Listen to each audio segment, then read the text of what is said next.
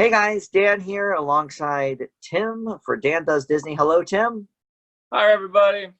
Through the magic of Zoom, we are back together and this time reviewing the 1950 film Treasure Island, which I happen to have on a two-pack, complete with In Search of the Castaways, which is a movie from like the 60s or something. So that will be long time in the future, but for some reason they put it together. I guess just because they're both island themed movies. Um, but I don't know much about that one. But you can get these on separate discs as well. Both films are available separately. But Treasure Island, we're going to talk about that today. It is available on Disney Plus. That is how Tim watched it. Yes, that's how I watch. And we discovered no bonus features. No bonus features on Disney Plus for that one. And there's also no bonus features on this DVD. So there isn't even anything really to talk about at the end of this thing. We'll just talk about the making of the movie and then review it, and that'll be the end of it. So this is pretty much known as the first full live action Disney movie we've seen. Recently, you and I did So Dear to My Heart, Song of the South, of course, and then a couple of the other package movies that were, a hybrid, little bit of animation maybe, and this was completely live action, so it's known as Disney's first live action feature.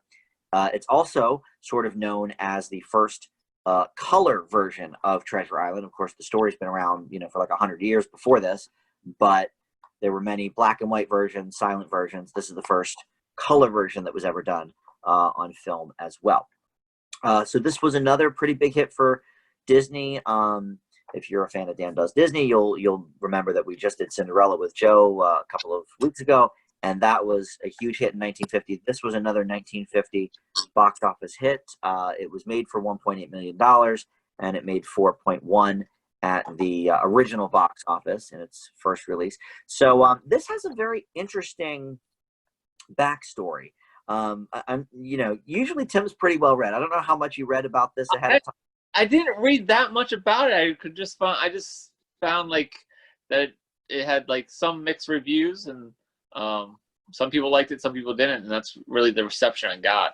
Yeah, this is another one where I had to do some extra digging. Wiki doesn't really have much. IMDb doesn't even really have too much. So that's as far as I go. I go okay. And I do Wiki, and if it didn't really have much, I'm not going to go that far into it. Well, usually on the big movies like a Cinderella or something, Wiki has, the whole page about just the development of the movie. But here it's like nothing. But I'm surprised because this actually is very, very interesting. So first of all, the reason this was even made in the first place. Now, Walt sort of wanted to work his way into live action. Obviously, we saw that with some of the other recent ones. But apparently, after World War II, there was these restrictions that got laid down in the UK called the Marshall Plan. And part of that said that a movie studio had to keep any profits they made in the UK in the UK.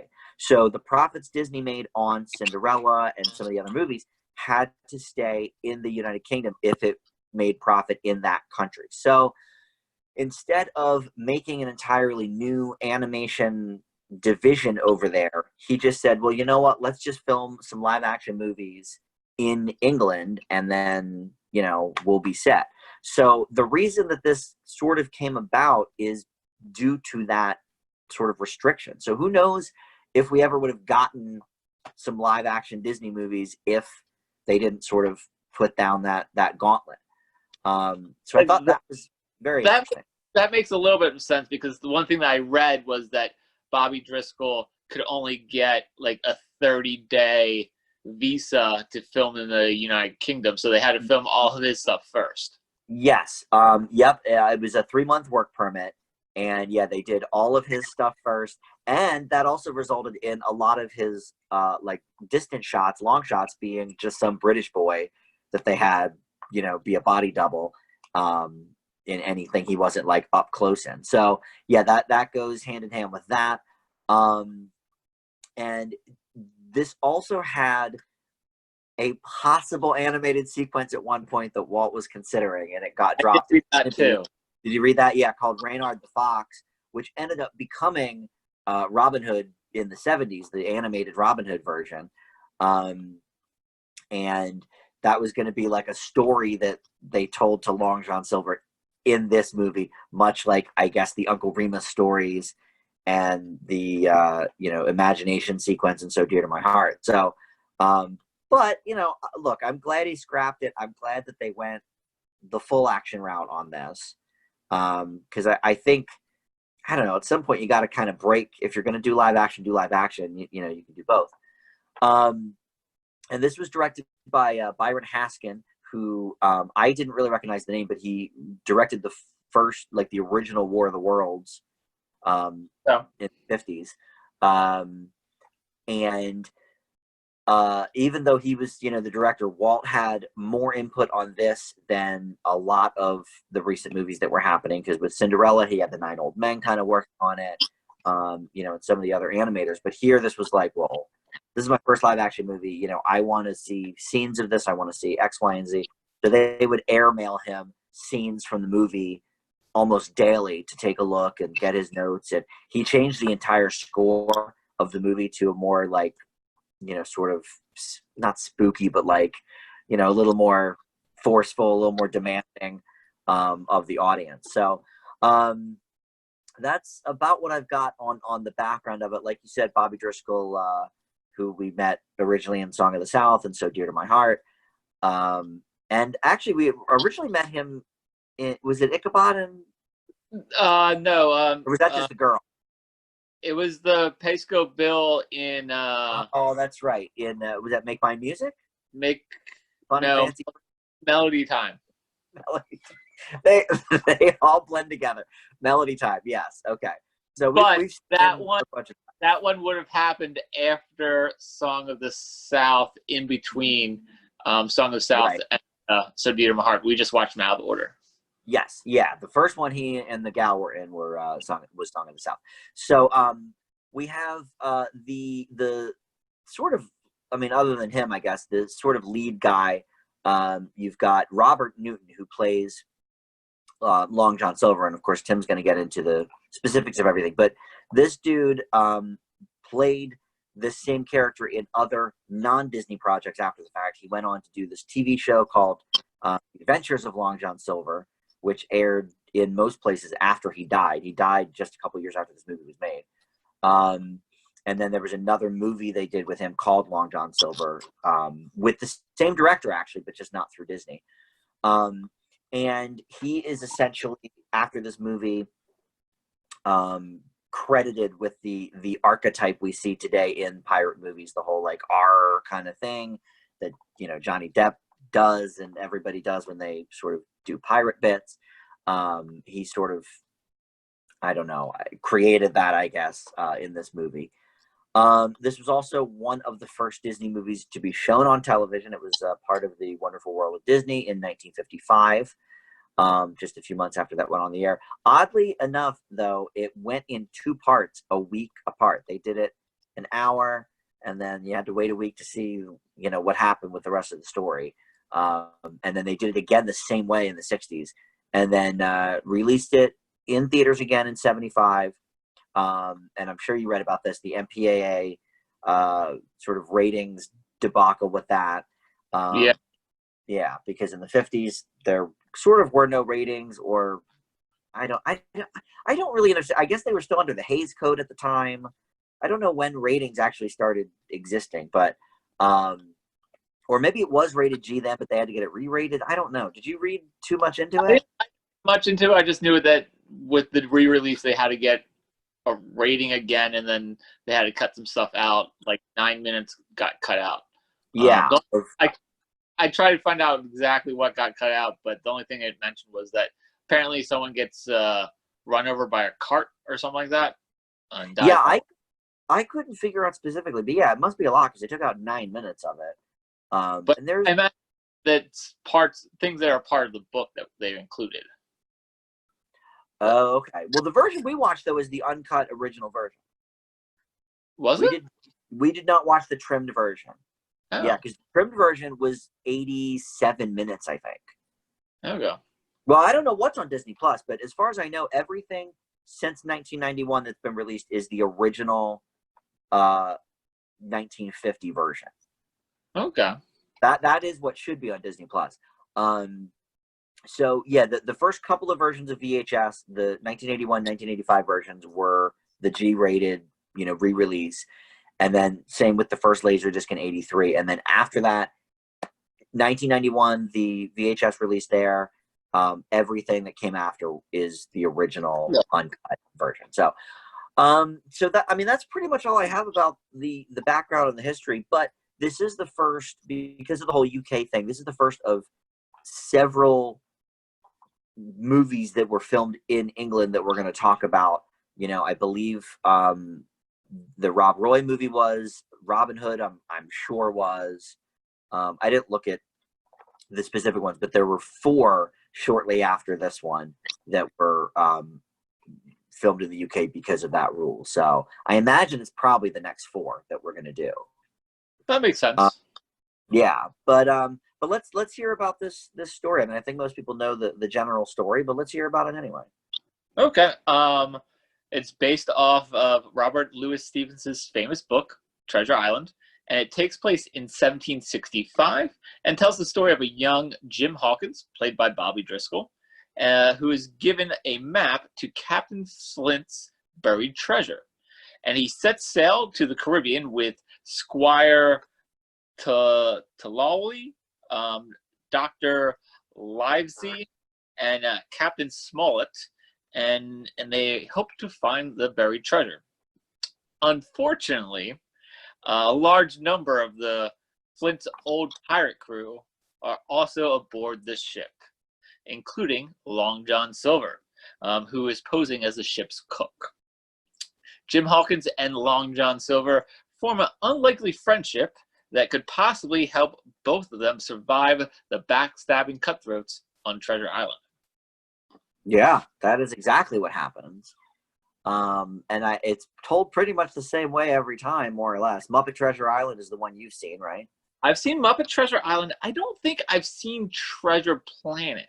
That's like the futuristic version, right? The futuristic Disney animated movie. I think I might have seen parts of that. I think that's one Disney movie that I haven't seen. Yeah, that whole era, like the whole like early 2000s up until maybe Meet the Robinsons or maybe Princess and the Frog, whichever came first. I didn't see Chicken Little, Home on the Range, this one, Emperor's New Groove, I still never seen. Groove is great, but I did see Little. I saw parts of Home on the Range. I didn't think it was all that great.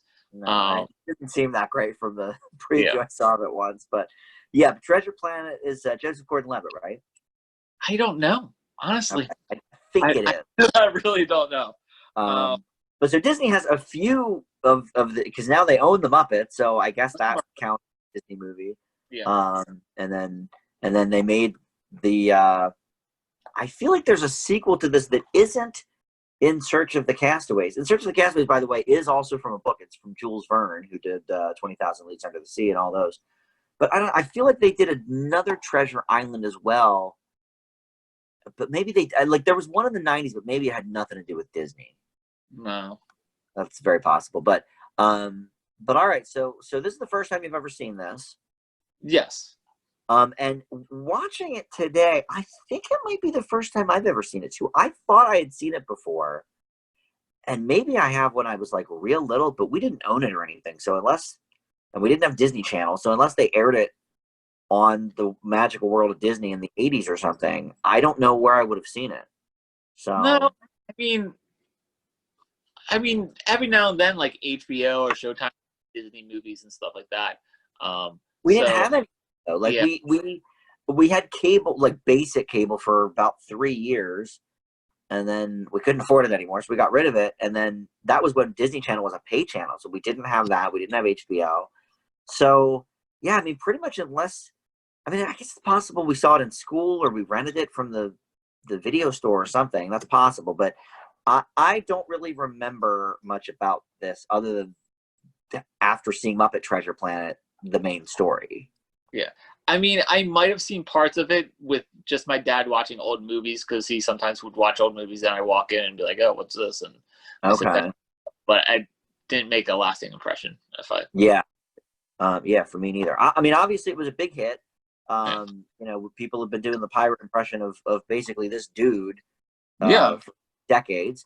I mean, Um, acting wise, I thought Robert Newton, he was the standout star of this movie. yeah, I thought he was a great character, and it's understandable why they would want him to replay the role, even though it was non-Disney, but it was a sequel and then a television show. Obviously, yeah. people connected to that character, and that was kind of the pirate stereotype after that.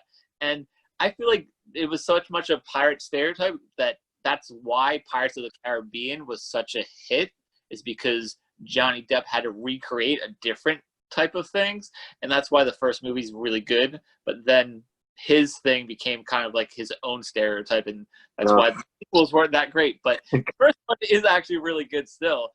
Yes, I agree. The first one is actually, I saw the first one second in the order. I went to see the third one in theaters because my friends wanted to see it and I had never seen it. And I was like, this is the worst. Like, what is going on? It's 3 hours long. It's horrible. Yeah. And they urged me to go back and watch the first one. They were like, no, it used to be good. And I agree. The first Depp movie is really good. What did you think of Bobby Driscoll in this? Because Well, I've liked him in the other things we've seen. I would say, especially So Dear to My Heart, where he plays such a big role, which was only a year before this, or maybe 2 years before this. But I thought he was not that great in this. I thought he was decent. And there was elements with when he was talking with Long John Silver's character. I thought that was really good. Their relationship was really good. But then every now and then, like he did the same weird face a couple times. It was like a reaction face, and it was like Yes, that. And yes, it was really weird. And I don't know yes. if that was his choice or the director's choice, because it was so frequent that I would think that like It the was a direct choice. like yeah, like if it was something the director didn't want, they would have been like, hey, you're making this weird face, like can we get a different reaction face from you, Yeah, and like work with him. I mean, when he was crying in Song of the South, I mean, that's completely different. Some people just, like, especially for a young actor, like they were like, okay, this is the best we're gonna get out of this kid. But right. he's 4 years older at this point. Like he just did a couple movies where he got an Oscar for. Yeah, That I feel like it had to be like a director's choice or even Walt's choice. Be like, hey, can we get like be like really shocked face? Like, yeah, over and over again. Yeah, I agree. I don't know. It was so distracting, and we didn't see that at all in like So Dear to My Heart. I thought he did a good job in that movie. yeah, You know, and here he is a little bit older. He's probably, I don't know, maybe 12 or 13. Maybe he's still younger than that. I don't know, but sometimes I do find that kids that can act pretty good when they're like kids, as they get older, like I don't know, they forget how to be natural or something. But yeah, these faces were weird. His mouth was open like the whole movie. It kept reminding me of that classic Mary Poppins line where she tells the kid he's not a codfish and to close his mouth. Like his mouth was just like agape this whole movie, I felt like. And I do agree that his scenes with Long John Silver certainly were his best scenes in the movie. yeah. Um, and I guess the opening scene when he's like the bartender, which was bizarre, but whatever. I guess in the 1800s, kids were bartenders. When the pirate comes in and he serves him, I thought he was okay there. But as the movie went on, it was so distracting. And I also Like thought, it would just be like he like. I feel like those reaction shots would just take me out of it. It was like I'd be like, yeah, why are you making that face again? So like yes, I think his acting wasn't as good as So Dear to My Heart in places, but I thought it was decent and okay. And then all of a sudden he would make that face and it would kind of take you out of it. And then it would take a while for me to get back into his character.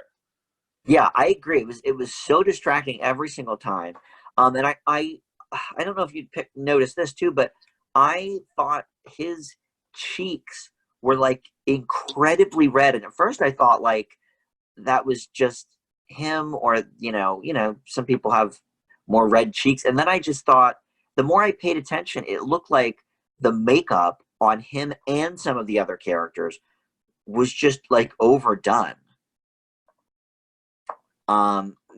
Maybe they cleaned that up a little bit for Disney Plus. I don't know. I mean, this copy of the movie is from 2003, so I don't know. But it just for Technicolor movies that I've seen, this just did not look to be that crisp. Yeah. And even from before this era. I mean, if you compare this to, I thought the look of So Dear to My Heart. Now, granted, there's a lot of like, drab clothing in this, and sort of, they're on wooden planks, and it's not the most luxurious of settings, I guess, but They weren't out there still. watering grass at 8 a.m. to make that grass pop. That's right. You're right. They really went above and beyond and So Dear to My Heart. But like we saw for the old Film Fanatic show, we watched The Adventures of Robin Hood, which was from the 30s, and that's that takes place in some darker areas, for scenery and stuff. But that stuff just like popped, and I don't know. This to me seemed sort of drab all the way around, just looks wise. I mean, maybe that was a conscious thing to make it kind of more like gritty, like a gritty pirate movie kind of, because I've seen parts of, I think it's that Robin Hood, and like those colors pop so much that it's almost kind of distracting. Like, Well, all right, that was like 3 years after colored movies were invented, so but I mean, they talked about it, but yeah, but they pop um, and it's kind of distracting. Where like I felt like maybe it was kind of like a grittier approach, but also, I mean, maybe it was just the fact that they were filming in England, and like maybe they didn't have their full studio behind them. I didn't think of that. That could very well be. I mean, I don't have a ton of history with like 30s and 40s British UK movies. So yeah, maybe their studios there just didn't have the right lighting rigs or what. I guess that would make sense. I didn't think of that, but that's a probability, I think, because I feel like of all the things we've seen from so far from Disney, it's like I get that they're on a boat and they're in drab clothes, but this was just looks wise, it did not pop like anything Disney has done before. I did think they'd had some good visual shots throughout. I did like Yeah, the whole opening. Well, not the opening, but the right when they set sail, they had some really creative shots of the crew doing ship things, and like silhouettes of the people on the steering the pirate wheel, and like the rigging and stuff like that. I thought that was very interesting. And then when you were on the island, occasionally they had some good shots as well. Of like the boat in the harbor area or whatever it was. yeah. Well, and some of their, yeah, I mean, a lot of this was done on location. So some of the like location shots were pretty cool. And honestly, I mean, despite my trouble with the lighting and the scenery or whatever, I guess, I did think it was directed pretty well. I mean, except for Bobby Driscoll's dumb face, but I thought, when there was action going on, I was in it. I felt for these characters, and when they were murdering people, I was like, okay, that's pretty cool shot. Like when they stabbed the one dude and he like falls off the thing onto the boat, I thought that was kind of cool. Yeah. There's definitely some interesting shots that were taking place, but yeah, I don't know. I don't know where this movie sort of, I don't want to say falls apart for me, because it's not horrible, but Well, I feel like it's a little slow at times, but then yeah, also it's somewhat repetitive, I feel like, at times as well. It's like not like the same thing is happening, but it's kind of like so much betrayal. It's like, okay, I kind of get it. Like, yeah. Well, um, and it makes you wonder in the G-rated version, if they cut out 9 minutes of mostly sort of action sequences, I feel like you're left with like not much of a story. And I the whole time, anytime somebody got killed, I kept thinking like, well, did they take this out? Did they take this out? Some of these deaths are pretty integral to the story, I feel like. So maybe they just chose the most sort of the characters you know the least or whatever to edit out, so it didn't make much of a difference. But yeah, I could see it being repetitive. It definitely did drag a little bit for me. I thought the supporting characters acting was decent though as well. It wasn't as good as Robert Newton's, but No, he stole the show for sure. he stole the show. I did like the Squire and the Doctor. I thought they did really good jobs. I thought the other captain, he did okay, but there was one character that really was annoying for me, and that was Ben Gunn. Oh, I could see that. He didn't bother me much, but yes, I could definitely see that. He was, if you've ever read the book, I don't remember this character from the Muppets. It's been a while since I've seen Muppets Treasure Island, so I don't know if they have a similar character. But it's the guy who's stranded on the island and then shows up, and Bobby Driscoll meets him. But I had trouble understanding what he was saying. He was. I'll tell you who played Ben Gunn in the Muppets version. Okay. It was Miss Piggy. It was Miss Piggy. Okay, well maybe that's why.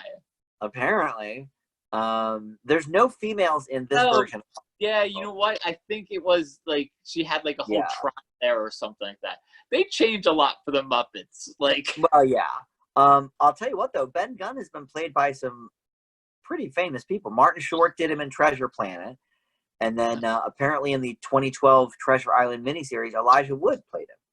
Okay, well, I found this actor's portrayal of Ben Gunn very annoying. Well, I think it was because I couldn't understand half the things he was saying for some reason. That. Well, this guy, Jeffrey Wilkinson, he doesn't even have his own wiki page, so he must not have done too much, I guess. People were like, what have you done? He's like, I was Ben Gunn in Treasure Island, right? Well, pass. They're like, oh, get out of here, you stink. Apparently, he is the star of it, or the main character of a prequel book, The Adventures of Ben Gunn. Oh, I did read it too. I was just like, no. Wow. That's not on your reading list now. No. That won't be on Tim's Kindle. Yeah, I can see him being annoying. He didn't affect me as much as Bobby Driscoll's dumb face, but those were the two things. It was like Bobby Driscoll's face and Ben Gunn. Every time he showed back up, I'm like, not this guy again. Yeah. Well, they didn't have any scenes that were just the two of them, did they? Yeah, that's when they met. Oh, that's right. That was just the two of them. Well, that was before Driscoll was really doing his faces, though. That was early Driscoll. I feel like the most classic one of his faces was when he was in the barrel and the apples, and then yeah, that was horrible. That was the worst one because it was such a close up. Well, and I mean, you can kind of see why he didn't work anymore after 1960. So I think maybe as he grew up, they were just like, dude, it turns out you can't act. But he did do the voice apparently of Peter Pan in the Peter Pan Disney movie. So he at least did that. But I don't notice any main roles he had after that. It was mostly one-off episodes of TV shows. This and Peter Pan, I guess, are his last major movies. Okay. Yeah, I don't know. Maybe they realized he was better as a younger kid actor. But I do want to watch. Don't you want to see this movie, The Window? Yeah. I will have to track that down somehow. Because in the IMDb trivia, they mention that again because apparently the rigging scene had similar elements in the window or something like that, or I don't know. Okay, yeah, because I guess the same type of thing was the villain is sort of similar in its portrayal or whatever, apparently. Speaking of The Window, because it reminds me of Rear Window, Alfred Hitchcock. One of the other things that Walt brought to the table for this movie, specifically Treasure Island, was to bring storyboarding to a live action movie. Storyboards were typically reserved for animation, and Hitchcock used them on some of his earlier films as well. So him and Walt Disney were sort of the two in the forefront of using storyboards for live action movies. So he didn't use one apparently for Dear My Heart or Song of the South, but he did use one for Treasure Island. So okay, one more factoid of the making of this movie. But yeah, I don't know. I think we pretty much covered it. There's not a ton really to say other than that. Is there anything else you had thought of? No, that was everything I have on my list here. Okay.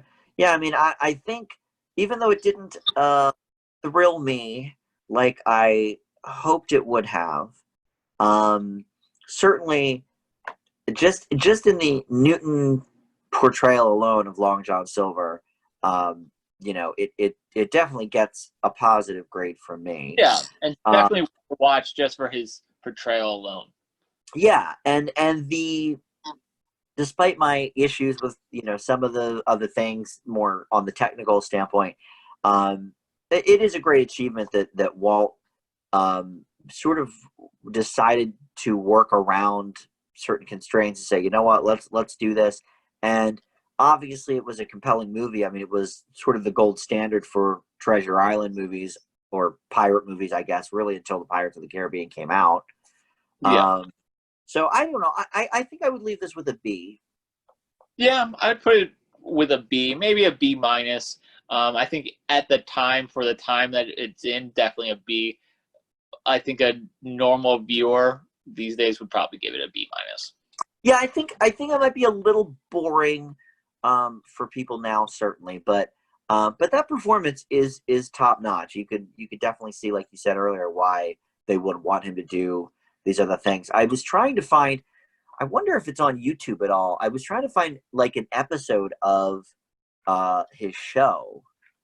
Yeah, what I read It's not about the on show, I DVD feel at like all. it was filmed all in Australia and aired in Australia well before we got in the United States or in the UK. Well, we actually got it first. Okay. They didn't air it in Australia for some reason until after he died. Okay. They made it in. So this came out in 1950. They made it in 53 or 54. It aired in 54 and 55 here, and then the next year in the UK, and then he died, I think, the year after that. And the reason is because Australia didn't even have television yet in the mid 50s. Oh, So okay. they got it, I guess, in the late 50s. So this was, I guess, one of the first shows that aired in Australian television. But yeah, so we got it first, and then by the time they got TV over there, he was dead. So, Oh. but yeah, The Adventures of Long John Silver. Let's just see if there is an episode on YouTube. YouTube has some weird stuff, man. But Um, it is crazy that he was the gold standard of pirates, and that's why we got that stereotype for such a long yeah, time. I definitely didn't know that. Not that I ever thought of like, well, how did we get this version of Yeah. the pirate? But Why do pirates get hard all the time, or like? yeah, like this is why. Okay, so apparently there are several full episodes, 24, 26-minute episodes. And you can also see the Long John Silver 1954 full-length feature movie starring Robert Newton. I'm going to put up some of the links of these things in the description of our video here. Okay. Yeah, just like DuckTales, we should have watched one episode of the Robert Newton. Well, then I would have watched all 26 of them. I know. If we're Tim, we would have binged the whole thing. I don't think the that whole show was really good. That was the thing. I know. That show was really good, in my opinion. DuckTales is very good. I know. But all right, so people can watch this. I'll probably check out one or two of these just to see what it was like. I love old TV. But all right, well that's it for Dan Does Disney. Tim will be joining me again for it is Robin Hood, right? We decided. Robin Hood is the next one. Okay, and then The Sword and the Rose after that, which I'm not too familiar with. I do have it. I don't know if it's on Disney Plus or not. Robin Hood, I would think, is on Disney Plus. Yes, Robin is. I don't think I looked up the other ones. Okay. But I will see you in 2 weeks after Alice in Wonderland. Yeah, next one will be with Joe. I thought it was Peter Pan, but it's apparently Alice in Wonderland, so we'll do that. And yeah, that's it. Thanks so much for joining, Tim. Yeah. Bye, everybody. And we'll see everybody next time. Bye.